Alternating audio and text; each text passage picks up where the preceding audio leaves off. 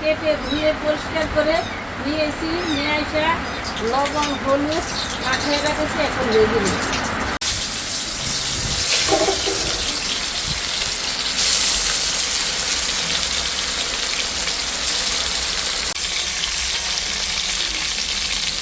চিকেনটা ভাজা হয়ে গেছে, এখন তুলে নেই।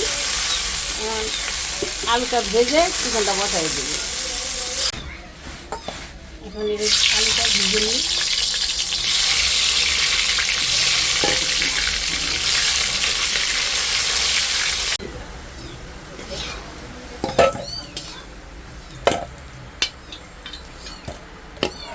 দুটো তেজপাতা দিছি, গোটা জিরা,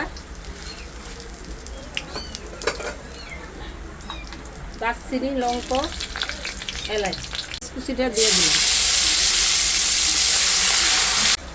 এখন আদা রসুন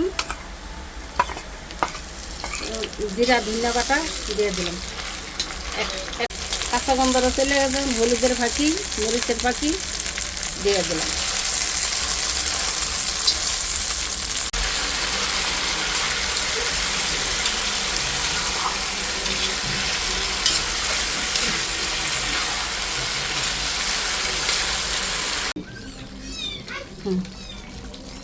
এখন গরম মশলাটা দিয়ে দিলাম।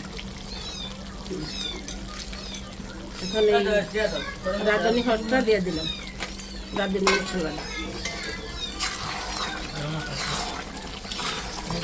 এখন হয়ে গেছে। এখন চিকেন কষাটা হয়ে গেছে, এখন নামাই নিলাম।